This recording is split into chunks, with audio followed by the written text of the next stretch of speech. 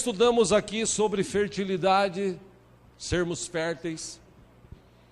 E agora à noite eu quero tratar de um outro assunto, fazer um link com o assunto de manhã, para a gente estudar nesta noite.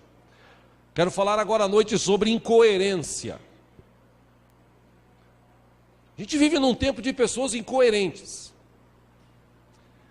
Pessoas que falam uma coisa e fazem outra. Pessoas que foram chamadas para falar coisas boas, e na frente elas falam algumas coisas boas e por trás elas falam coisas ruins. Pessoas que, por conta de dinheiro, de posição social, por conta de trabalho, são incoerentes. Haja visto que hoje mesmo pessoas fazendo negócios, colocando no papel, ainda assim muitos desses negócios vão parar na justiça, porque as pessoas falam uma coisa, assinam uma coisa e depois fazem outras. Isso é incoerência. Aliás, segundo o dicionário, incoerência é falta de procedimento coerente. Ou seja, eu falo uma coisa, mas eu vivo outra. Se nós trouxermos este assunto para o lado espiritual, nós vamos ver e entender que Jesus, ele tratou com várias pessoas incoerentes. Pessoas que eram religiosas, mas infelizmente na hora da prática do evangelho, elas viviam outras coisas. Elas falavam uma coisa, mas viviam outra. Incoerência. É igual um pregador, por exemplo, que ele vai pregar uma palavra, e nessa pregação, ele prega o que ele não vive. Por exemplo, alguém vem e fala, olha, você tem que ser um dizimista, porque o dízimo, segundo a palavra, ele traz bênção e tal, mas a própria pessoa não vive isso é incoerência. Eu já falei aqui algumas vezes de pastores aí que tem por aí, chamados pastores itinerantes, que uma vez numa roda de amigos no almoço, falamos sobre isso, e um esses pastores sem rebanho, ele chegou num de nossos amigos assim e disse assim, olha, eu tenho uma prática, eu tenho um curso, eu desenvolvi um curso de como fazer a igreja crescer. Eu desenvolvi esse curso, eu desenvolvi essa técnica de como fazer uma igreja crescer. Então, se você quiser, eu vou lá na sua igreja, eu dou esse curso, eu ministro, eu mostro como é que funciona, todas as ideias que eu tive. Quanto você cobra? Eu cobro X reais para ir lá e tal. Aí esse amigo, ele perguntou para essa pessoa, escuta, diz uma coisa, onde é a sua igreja?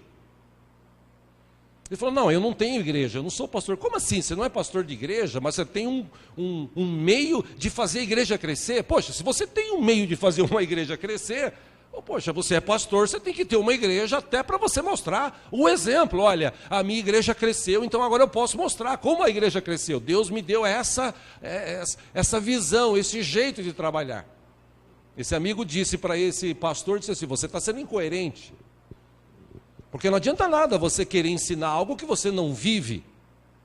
Pregador, que é pregador, ele tem que pregar aquilo que ele vive. Se você olhar para Jesus, Jesus nunca foi incoerente.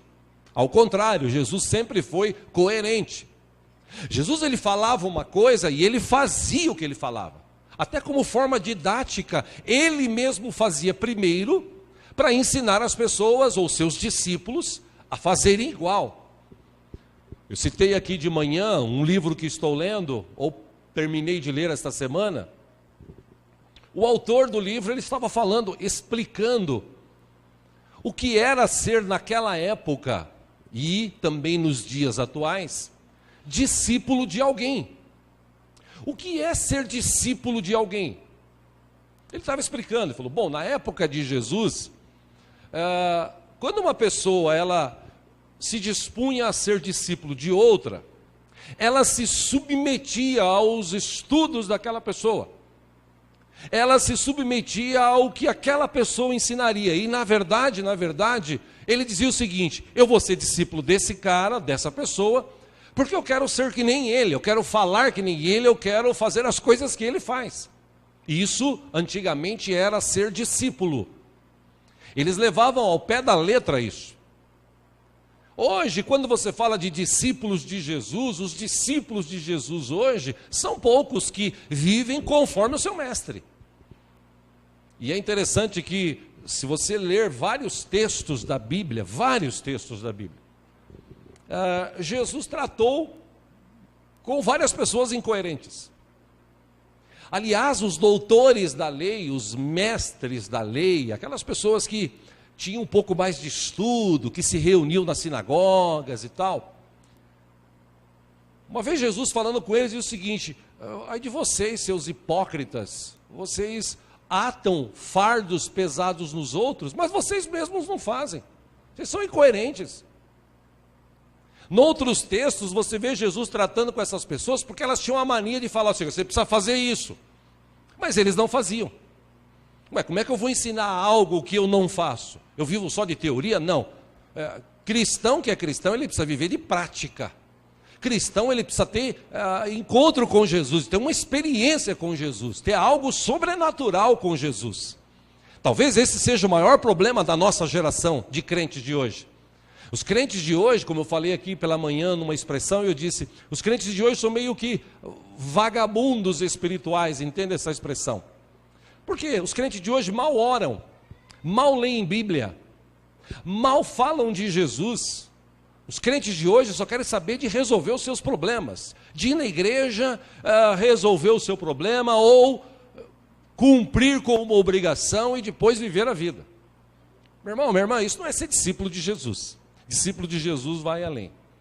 Por isso que Jesus, em vários textos, ele batia de frente com aquelas pessoas.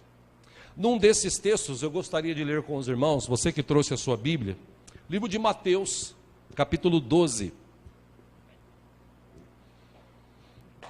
Veja que interessante essa narrativa do texto. Se houver alguém sem Bíblia do teu lado, se você puder repartir a leitura, por favor, faça isso.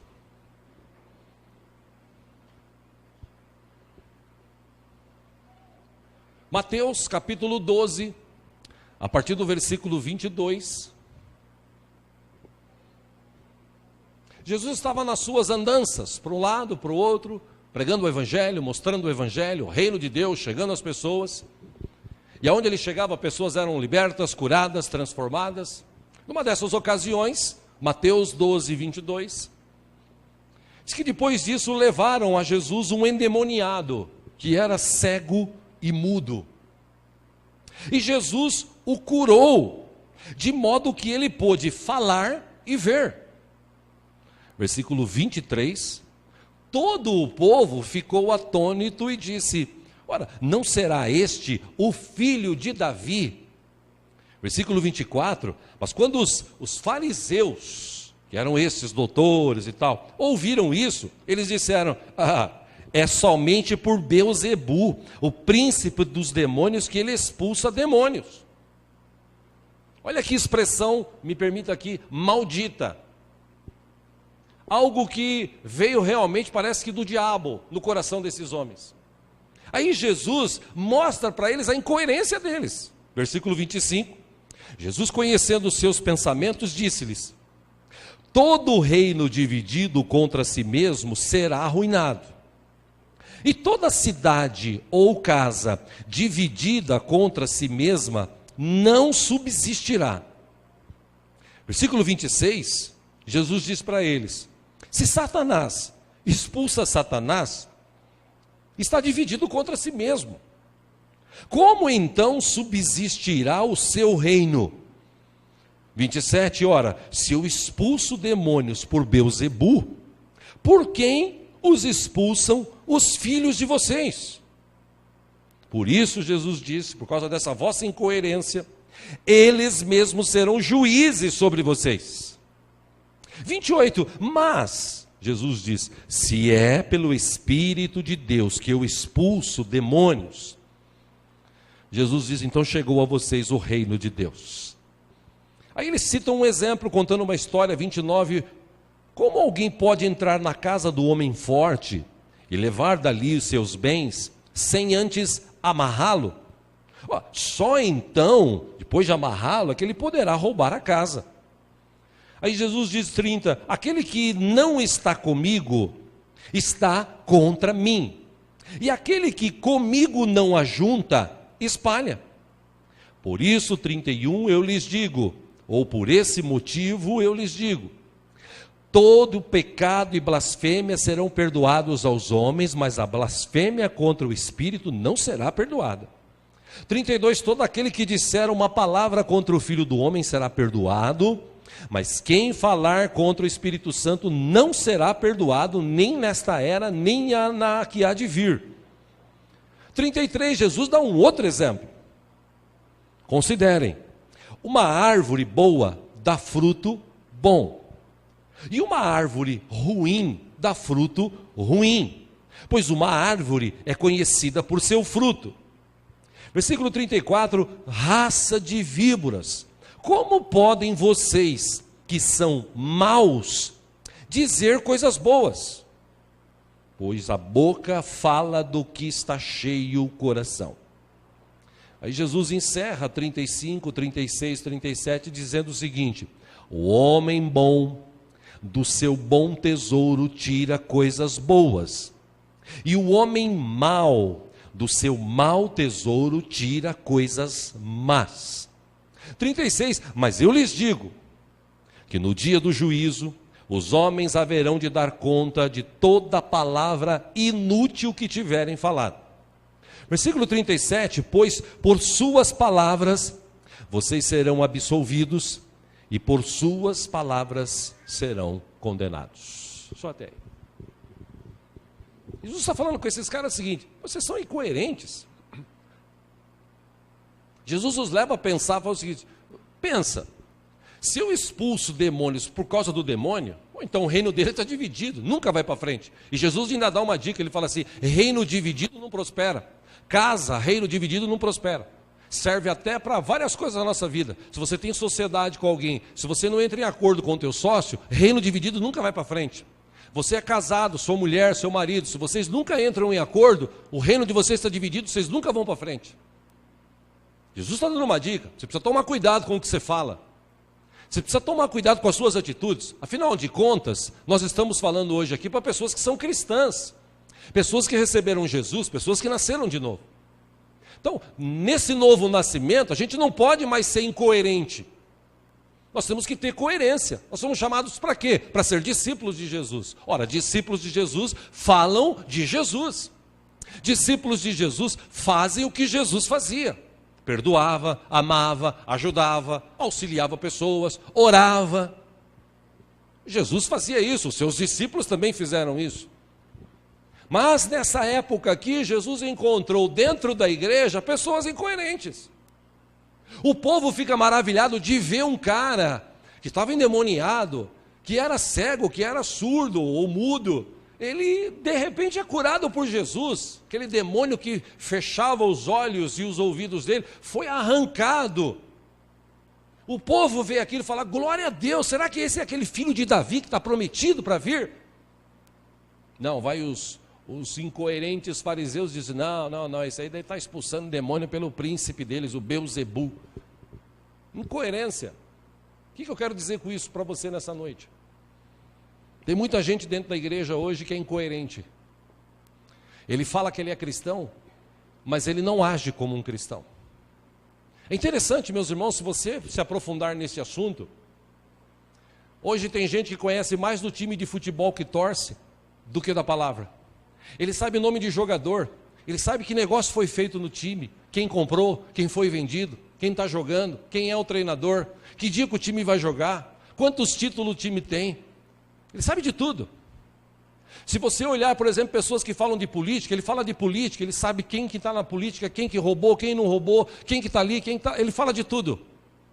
Tem gente até que é o seguinte, ele cumprimenta o vizinho, ei, tudo bem, bom dia. Aí por trás, ele fica atrás da cortina olhando, o cara lá comprou um carro novo, lá, o cara... Coerência.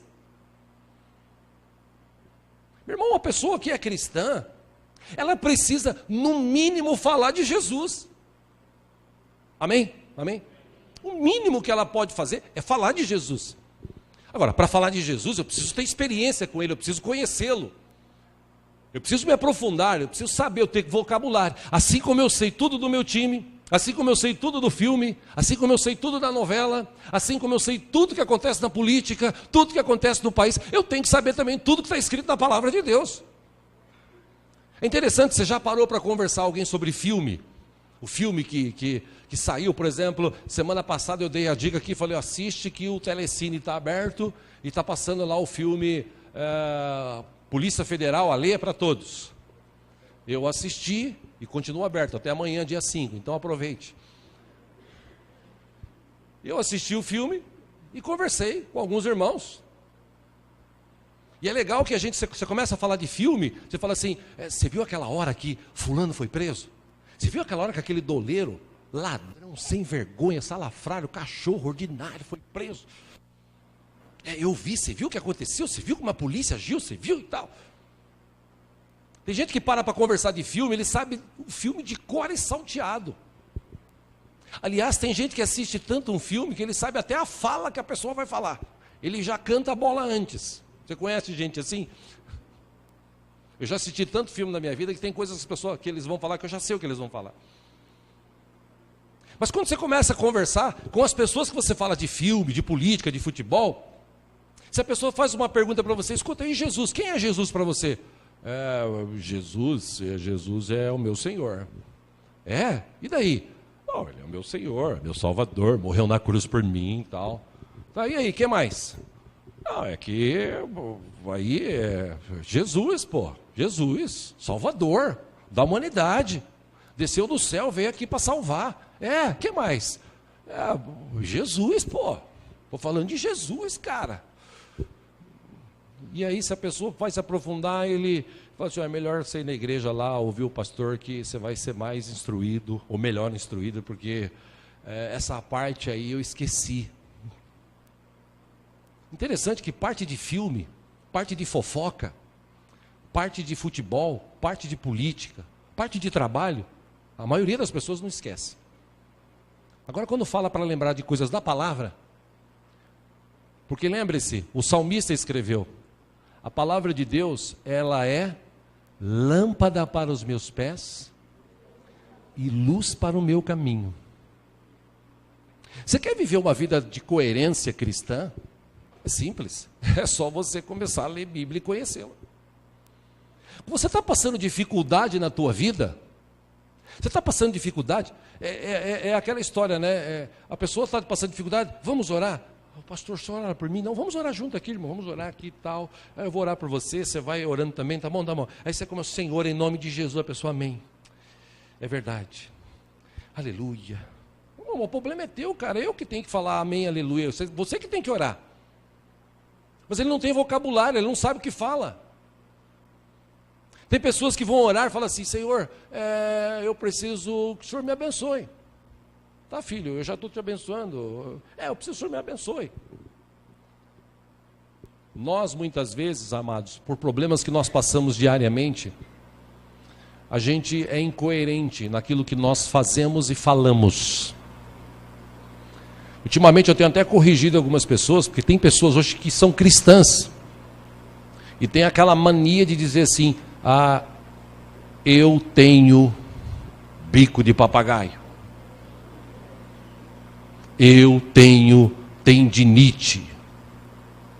Eu tenho enxaqueca. Toda pessoa que fala isso para mim, fala, você comprou? Pagou caro? É teu, né? Tomou posse. Falou, você está tomando posse, pô. Isso é incoerente. Se você é cristão e conhece a palavra, você sabe que Jesus morreu na cruz por nós e Ele levou sobre si todas as nossas enfermidades. Agora, quando você começa a declarar isso, você está sendo incoerente. Você fala uma coisa, Jesus cura, mas eu tenho bico de papagaio. Jesus cura, mas eu tenho enxaqueca. De vez em quando ataca, ai meu Deus. Não, irmão, você precisa lutar contra isso. Você precisa começar a declarar a palavra para isso. Coerência. Como Jesus, lá no deserto, terminou de fazer jejum 40 dias. jejuando. Terminou o jejum, o que o diabo fala para ele? Escuta, você deve estar com fome, né? 40 dias sem comer, você deve estar com fome. Ó, faz o seguinte, fala para essas pedras se tornarem pães, para você comer e se alimentar.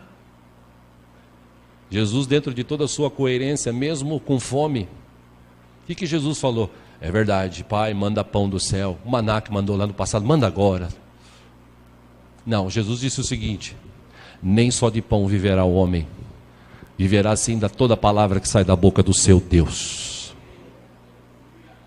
Interessante que teve mais 2 áreas tentadas pelo diabo, e no final, diz que o diabo foi embora, aí os anjos vieram e serviram. Jesus comeu e deve ter comido muito bem. Porque quando você tem coerência, Deus está contigo. O problema é que nós, muitas vezes, não conhecemos a palavra. A gente sabe de tudo, mas a gente não conhece a palavra.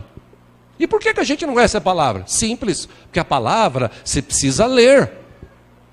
Você precisa desenvolver esse hábito de ler todo dia, de estudar. E não é dela assim: o Senhor é meu pastor, nada me faltará, deitar-me faz em verdes pastos, guia mansamente as águas tranquilas, refrigera a minha alma, põe na minha cabeça, amém. Já li. Não é isso, é você estudar. Por exemplo, por que Davi escreveu o Salmo 23? Por quê? Ora, ele tinha 17 anos, segundo os historiadores, ele era pastor de ovelhas. Aí ele escreve para Deus o que ele servia para as ovelhas. Ele disse o seguinte: Senhor, Tu és o meu pastor e nada me falta. Porque quando você tem coerência, você crê na palavra de Deus. E a palavra de Deus, Jesus disse: eu estou com você todo dia, não vai deixar faltar nada para a tua vida. Mas nós muitas vezes somos incoerentes, a gente fala assim: ai, Deus, obrigado, eu confio no Senhor. Mas confia. Deus, eu confio no Senhor. Não, ou você confia ou você não confia. A gente precisa parar com algumas incoerências que nós praticamos. Nesse caso aqui de Bíblia, Jesus, ele falou para aqueles homens: vocês têm sido muito incoerentes. Eu vou dar uma dica para vocês, Jesus falou. Uma árvore boa, ela produz frutos bons. Uma árvore ruim produz frutos ruins. Ou seja, você tem que escolher. Não adianta você dizer que é uma árvore boa e dar frutos ruins. Isso é incoerência. Não adianta você dizer que crê em Deus, mas você na hora de agir você não crê. Não adianta você dizer que tem fé num Deus vivo e poderoso e na hora do vamos ver você não acredita em nada. Você acredita só em algo plausível, palpável. E a fé, segundo a Bíblia, é o firme fundamento das coisas que não se veem, mas se esperam. Amém, irmãos? A verdade que eu quero te dizer com isso, como nós estudamos aqui pela manhã, quando Deus criou o mundo, e nos textos de Gênesis, o texto de Gênesis revela algumas coisas importantes para nós. Eu gostaria de ler com você, vamos ler juntos Gênesis capítulo 1. Para quem não sabe onde é Gênesis, basta você abrir a Bíblia assim, Gênesis.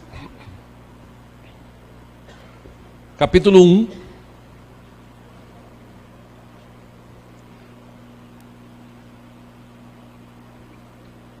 Aquele esquema nosso, se tiver alguém sem Bíblia do teu lado, reparta aí com ele a leitura.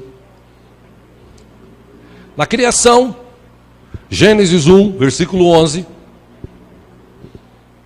Deus diz o seguinte: cubra-se a terra de vegetação, plantas que deem sementes e árvores cujos frutos produzam sementes de acordo com as suas espécies. E assim foi. Versículo 12, a terra fez brotar a vegetação, plantas que dão sementes de acordo com as suas espécies, e árvores cujos frutos produzem sementes de acordo com as suas espécies.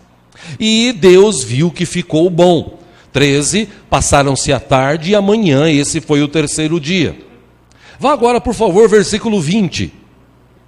Disse também Deus: encham-se as águas de seres vivos, E voem as aves sobre a terra, sob o firmamento do céu. Versículo 21, assim Deus criou os grandes animais aquáticos e os demais seres vivos que povoam as águas, de acordo com as suas espécies. E todas as aves, de acordo com as suas espécies. E Deus viu que ficou bom. 22, então Deus os abençoou, dizendo: sejam férteis e multipliquem-se. Encham as águas dos mares e multipliquem-se as aves na terra. Versículo 23, passaram-se a tarde e a manhã, esse foi o 5º dia.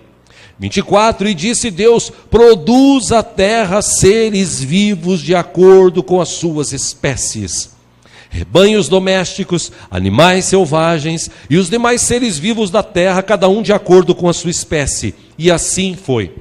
Versículo 25, Deus fez os animais selvagens de acordo com as suas espécies, os rebanhos domésticos de acordo com as suas espécies, e os demais seres vivos da terra de acordo com as suas espécies. E Deus viu que ficou bom. Versículo 26, então Deus disse: façamos o homem à nossa imagem, conforme a nossa semelhança. Domine ele sobre os peixes do mar, sobre as aves do céu, sobre os grandes animais de toda a terra, e sobre todos os pequenos animais que se movem rente ao chão. Versículo 27, criou Deus o homem à sua imagem, a imagem de Deus o criou, homem e mulher os criou. Versículo 28, Deus os abençoou e lhes disse: sejam férteis e multipliquem-se, encham e subjuguem a terra, dominem sobre os peixes do mar, sobre as aves do céu e sobre todos os animais que se movem pela terra. Só até aí. Interessante nesse texto, meu irmão, é que Deus capacita a criação a dar frutos, a ser férteis. Quando Jesus veio, ele trouxe o reino de Deus. E numa de suas ministrações, ele mostrou que o reino de Deus é como uma semente, que quando encontra uma terra boa, essa terra recebe a semente e ela começa a produzir 30, 60, 100 vezes mais frutos. O que Jesus disse para aqueles caras? Escuta, vocês estão aí sendo incoerentes. Se vocês dizem, preste atenção, se vocês dizem que tem um Deus vivo e vocês creem nesse Deus, poxa, vocês precisam começar a mudar as suas atitudes. Vocês precisam começar a falar coisas que trazem realmente bênção na vida das pessoas. Vocês não podem ficar falando essas coisas toda hora, essa incoerência de vocês. Vocês parecem que têm um relacionamento com Deus e na verdade vocês não têm. Jesus estava querendo mostrar para aqueles homens e para os seus discípulos que uma vez que Deus chamou a gente para a gente ser fértil, para a gente produzir. Seja com o dinheiro que nós temos, seja com os talentos que nós temos, seja com a capacidade que Deus nos deu, a gente tem que produzir. Por isso que eu insisto nessa tecla, meu irmão, há anos, que quanto mais você se dedica pelos outros, menos problemas você tem, mais Deus te abençoa. É inacreditável essa conta. A questão é que as pessoas hoje, elas não querem mais produzir conforme o fruto que foi estabelecido, plantado dentro de nós. Elas querem produzir aquilo que elas desejam que seja produzido. Entenda, Deus aqui na criação, em nenhum momento você vê assim: sejam prósperos, sejam famosos, sejam ricos. Não, Deus fala para o homem assim: seja fértil. Talvez alguns poderiam dizer: pastor, mas Deus está falando aqui de fertilidade, de gerar filhos. Realmente. Mas a mentalidade daquele povo, nessa questão de gerar, de produzir, era quadrada, era limitada. Chegou num tempo, num prazo assim de 2000 anos, mais ou menos, aquela geração, até Noé, de Adão a Noé, aquela geração só produziu coisa ruim, só gerou morte, só gerou discórdia. Eles sabiam de tudo, menos se relacionar com Deus. O texto de Gênesis diz que Deus olhou e falou assim: eu vou destruir. Só encontrei Noé. Noé era o único cara coerente que tinha um relacionamento com Deus, que vivia falava aquilo que realmente Deus queria que ele vivia e falasse. A maioria esmagadora do povo era incoerente. Aí Deus destrói. Vem o dilúvio, morrem todos, a arca, a história, você sabe, depois de 40 dias a água baixa, aí Noé sai, os animais saem, e quando Deus, lá em Gênesis 9, quando Deus encontra ou fala com Noé, ele diz assim, olha, de novo, seja fértil, encha a terra, mas não era para encher só a terra de filhos, a questão aqui não é gerar só filhos, a questão é gerar filhos que tivessem realmente essa semente de Deus dentro do coração, que pudesse produzir algo que os outros não produzem. O que Deus queria que acontecesse através de Noé, e se você ler o texto, gente, de capítulo 9 até o capítulo 11, você vê que o povo, em vez de produzir coisas, não, eles produziram coisas para si mesmos, eles criaram uma cidade, criaram uma torre, eles começaram a construir essa torre, e nessa torre eles queriam chegar no céu. Até o dia que Deus fala, não basta, a gente, do jeito que eles estão aí, eu não sei onde eles vão parar. E veio aquela manifestação de Deus, dividiu eles em línguas. E aí quem falava o inglês foi para um lado, quem falava o japonês foi para outro, quem falava o grego foi para outro. Grupos e pessoas foram divididas para que eles pudessem realmente ir para o mundo levar mesmo, produzir. E aí, meu irmão, passa o tempo e se você ler a Bíblia, vem Jesus. Jesus é o Filho de Deus, a semente de Deus que veio gerar, produzir no coração do homem algo de novo, de sobrenatural. Só que passa o tempo, aí transforma a igreja em balcões de negócios. Meu Deus me dá isso, meu Deus me dá aquilo, meu Deus me dá aquilo outro. Eu não sou Deus, mas se eu fosse, eu não sou, mas se eu fosse, a primeira pergunta que eu faria é a seguinte, para que você quer? Senhor, abençoa eu com trabalho. Para que você quer trabalho? Não, Senhor, eu quero me sustentar e tal, eu quero ganhar um bom salário. Tá bom, você quer ganhar um bom salário para quê? Não, porque eu preciso comprar uma casa, um carro, eu preciso viajar, eu preciso... É só para isso que você quer dinheiro? Não, Senhor, eu vou ajudar os outros também. Ah, você vai ajudar? Tá, com quanto? O quanto o Senhor tocar no meu coração. É igual aquela história do menininho que o pai dá R$2 para ele, 2 moedas de R$1. E ele fica todo feliz, ele vai indo para a igreja, no cabelo ele trupica, a moedinha, uma delas cai no bueiro. Aí ele fala, Deus, a tua moeda já era.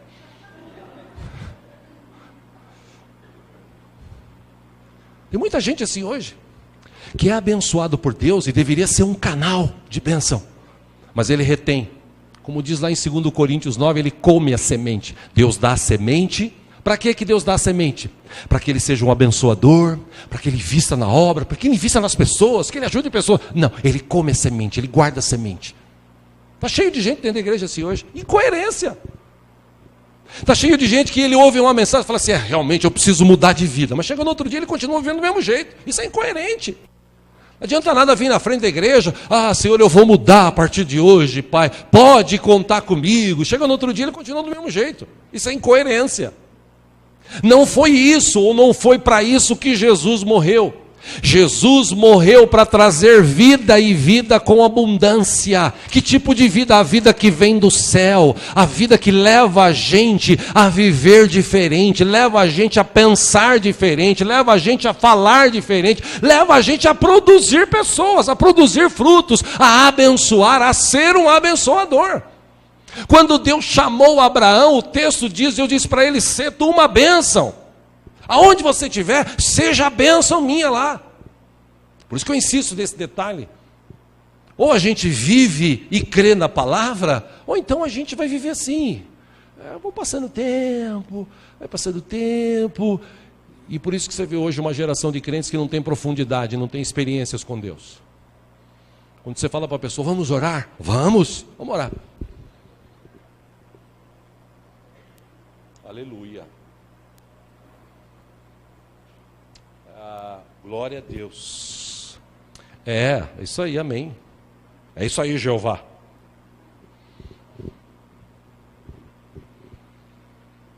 Mas quando ele está vivendo as coisas da vida dele, ele fala, ele discute, ele briga, ele luta, ele grita. Mas quando é para falar do Evangelho, ele não tem assunto. Ele não tem profundidade. Meu irmão, minha irmã, isso é ser incoerente. Cristão que é cristão, ele precisa ter profundidade. Ele precisa viver aquilo que ele lê. Foi para isso que Deus deixou essa palavra, para a gente ler e praticar. Amém, irmãos? Eu estou te falando isso porque o meu desejo para esse ano é que Deus realmente venha, através de nós, gerar discípulos. Semana passada nós estudamos aqui sobre um texto, e eu começo a encerrar falando dele. Semana passada nós estudamos sobre um texto em que o apóstolo Paulo, com a ajuda dos irmãos lá, Atos capítulo 9, me chamou a atenção nesse texto. Nós estudamos algo sobre Barnabé, mas Atos capítulo 9, versículo 20, diz que Saulo, quando ele se converteu, lembre-se, Saulo era um cara que perseguia os cristãos. Ele já tinha colocado vários deles na cadeia, ele já tinha assistido à morte de alguns, inclusive com a anuência dele, ele permitiu que aquilo acontecesse. Um belo dia ele está numa estrada que ele tem um encontro com Jesus, ele fica cego por 3 dias sem comer, cego.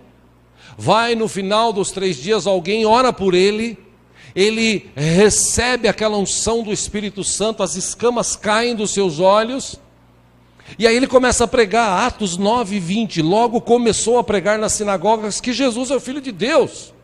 Pô, esse cara está parecendo incoerente, ele estava perseguindo, agora ele está falando desse Deus. Versículo 21 diz que todos os que ouviam ficavam perplexos e perguntavam: não é ele o homem que procurava destruir em Jerusalém aqueles que invocam este nome? E não veio para cá justamente para levá-los presos aos chefes dos sacerdotes? Versículo 22, todavia, Saulo se fortalecia cada vez mais e confundia os judeus que viviam em Damasco, demonstrando que Jesus é o Cristo. Olha que interessante, 23, decorridos muitos dias, os judeus decidiram de comum acordo matá-lo. 24, mas Saulo ficou sabendo do plano deles. Dia e noite eles vigiavam as portas da cidade a fim de matá-lo. 25, interessante, mas os seus discípulos, aqui ele está falando dos discípulos de Paulo, o levaram de noite e o fizeram descer num cesto através de uma abertura na muralha.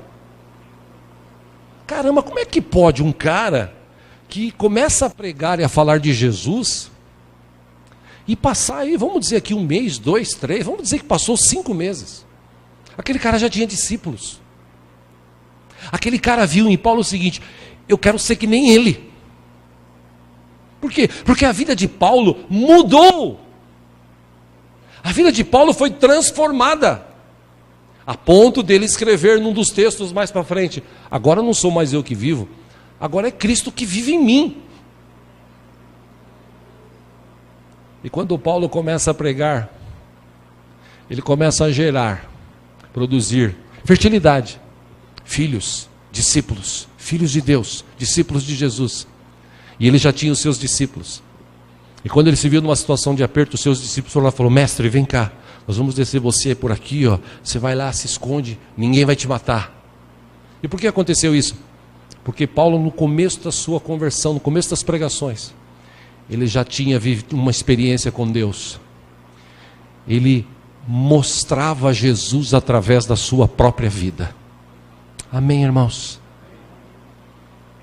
O que eu estou querendo te dizer com isso? Com a ajuda dos irmãos ali, no livro de Mateus capítulo 28, versículo 16. Jesus, ele ressuscitou, ele reencontrou os seus discípulos.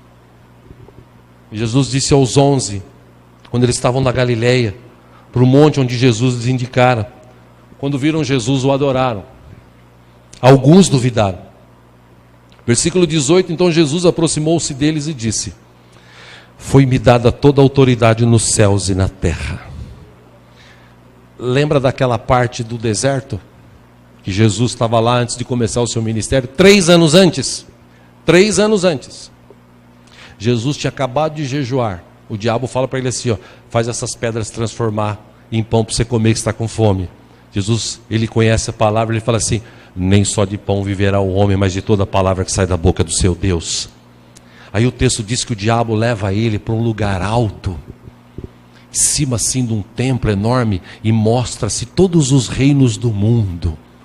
Aí ele fala para ele: você está vendo tudo isso? Todo esse reino, toda essa coisa, isso é meu. E se você se prostrar e me adorar, eu vou te dar tudo isso aqui. Aí Jesus falou: está escrito, somente ao teu Deus adorarás.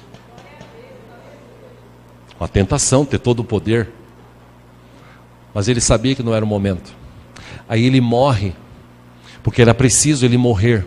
Se Jesus não morresse, a gente não estava aqui hoje. Ele precisava morrer. E quando ele ressuscitou, ele reencontra, e ele disse para os discípulos assim: gente, todo o poder nos céus e na terra me foi dado. Lembra quando Deus falou lá para o homem, Gênesis, que a gente leu, capítulo 1, vocês vão dominar sobre a terra, vocês vão dominar sobre os animais, vocês vão dominar sobre as coisas, vocês vão dominar. Mas Adão pecou junto com Eva, e o pecado entrou no coração do homem, e o homem perdeu o domínio. De senhor ele se tornou escravo. Mas aí vem Jesus, morre e gera uma nova vida. O texto diz que o véu do templo se rasga, e Jesus é o novo e vivo caminho que liga o homem a Deus. Interessante isso. Aí Jesus se reencontra com seus discípulos e diz assim: todo o poder me foi dado nos céus e na terra. Tipo assim, vão, olha o que ele fala. Portanto, 19, vão, façam discípulos de todas as nações, batizando-os em nome do Pai, do Filho, do Espírito Santo, ensinando-os a obedecer a tudo que eu lhes ordenei, e eu estarei sempre com vocês até o fim dos tempos. O que Jesus disse para os discípulos? Vocês estavam escravizados, agora vocês estão livres. Vão, produzam, sejam férteis. Mas como, Senhor? Todo o poder me foi dado. Eu estou com você toda hora, todo dia. Se precisou, o meu poder está nas tuas mãos. Amém, irmãos? Não era para a gente viver assim: ai meu Deus, o que será que vai acontecer amanhã? Ai meu Deus, eu tenho essa rinite que me ataca, meu Deus, tem misericórdia. Deus fala assim: filho, você já está falando que tem, eu não posso fazer nada. Amém? Captou? Captou a mensagem? Felizmente hoje a gente está precisando, ou felizmente hoje, por causa dessa geração de crentes que não tem profundidade, nós estamos precisando hoje de uma geração de crentes que tenha profundidade, que sabe o que fala e vive o que fala. Essa é a diferença de um cristão que gera vidas, que gera discípulos, que é uma bênção onde está. Independente se ele tem dinheiro, se ele é rico, se ele é pobre, isso independe. O que vale é o que ele é. E eu imagino que você, lavado e remido pelo sangue de Jesus, os meus pecados foram todos perdoados, ele me deu uma nova vida e disse para mim, porque eu sou discípulo de Jesus. Tem mais algum discípulo de Jesus aqui? Pois é, ele disse para nós: vão, façam discípulos entre as nações. Olha, eu estou com vocês. Tipo assim, eu guardo vocês, eu abençoo vocês, porque todo o poder nos céus e na terra é meu. Então, se precisar de poder, se precisa de ajuda, se precisa de viver algo de extraordinário, viva, porque eu estou contigo todo o tempo. Amém, queridos? A questão nessa noite é: eu vou continuar sendo incoerente? Eu venho para a igreja, ouço a palavra, acabou o culto, eu volto para a vida normal. Não, eu vou sair daqui hoje pensando diferente, agindo diferente, falando diferente. Porque eu sei que eu tenho um Deus vivo que me acompanha, que está comigo todo o tempo. Amém? Pela manhã aqui eu lancei um desafio, eu gostaria de lançar para os irmãos que estão à noite aqui agora. Deus quer gerar através de você coisas grandes. Deus quer que você produza. Lembra do texto de Gênesis? Deus fez a árvore e falou assim: eu fiz você, agora você produz as sementes. Amém? Deus fez os peixes, lembra? Deus fez os peixes de todos os animais.